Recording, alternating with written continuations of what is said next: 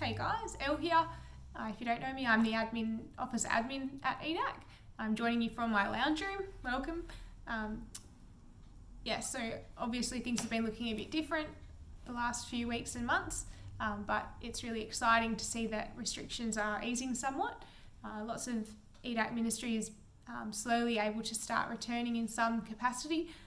Some ministries actually continued on and adapted really quickly, and we're really thankful for that, particularly seeing life groups continue on doing faith and life together, using WhatsApp as a way to chat during the week, and also using Zoom to meet in person kind of over video.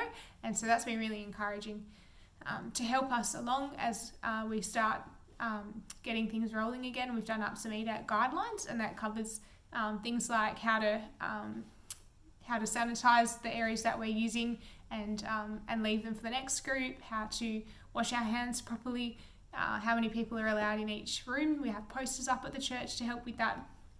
And so if you're a team leader or a life group leader, please check your emails and do what you can to adhere to those EDAC guidelines, which are based on the government guidelines. Cool. So Sundays are still looking like they're a little way off before we can resume them as normal. So please continue tuning in on Sundays online. We're really enjoying hearing from you guys that you've been able to continue having church at home, maybe in your dressing gowns like we did one week. And so the elders and the leaders and staff are working on a bit of a plan as to what church is going to look like when we can start meeting back together. Obviously there's lots of unknowns still, and we're not quite sure what that's going to look like, but we have got some ideas, and that's what we're going to be working on over the next week. So we will be keeping you up to date. Hopefully in a couple of weeks' time we can share more of that plan with you. Cool. And if you are feeling like you're a little bit out of the loop and you'd like a bit more communication, we will be increasing the amount of texts we're sending out, and we're also going to use email to communicate a bit more. And so, and that will replace what we used to have with the bulletin. So if you're not already receiving EDAC texts or you're not getting emails, then please contact us. You can hit contact us up there on the website, or you can let us know through Facebook or a text message. Just send us your name, your number and your email so that we can add you into those and you can stay in the loop. In terms of our missionaries, the CMA has lots of missionaries all across the world. We're a worldwide denomination, and in Australia we have about 10 missionary families that we're supporting financially and through prayer. Some of those are entirely supported by Australian CMA people, i.e. you. Some of them are a partnership between us and other countries. And so we've had a few sad events in that space over the last few weeks. Many of you will have heard about Ravi Zacharias, who died a couple of weeks ago, maybe a week or so ago. Ravi has some strong Alliance roots. He was heavily involved in the CMA when he was a bit younger and starting out in ministry, and was very influential to a lot of the CMA family. I think he even spent some time in Australia.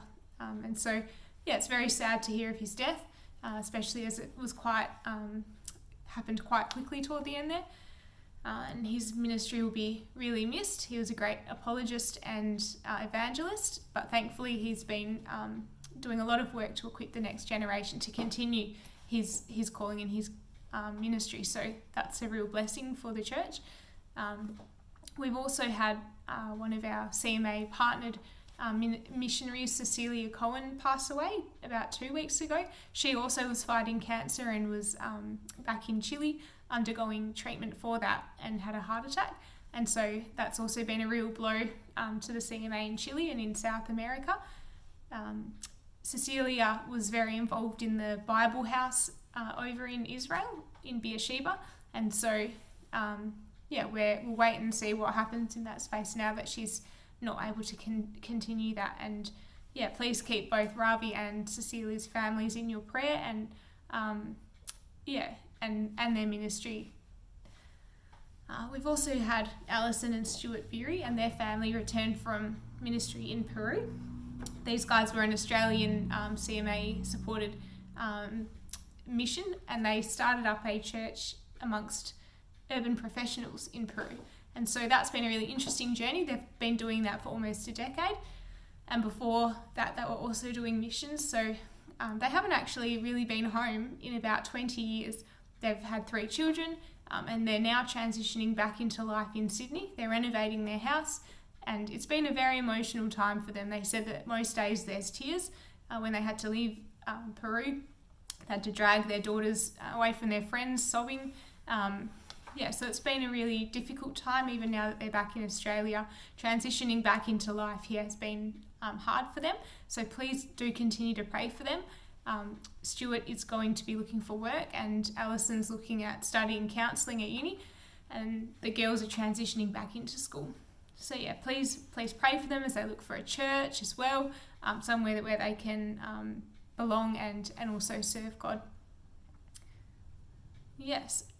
And finally, on the missions front, we have a lovely couple, Joachim and Grace, who visited us a few years ago. They are doing some really interesting missions work on the east of Africa. And so they're going to be joining us for church, online church, on the 21st of June. So that's in a few weeks' time.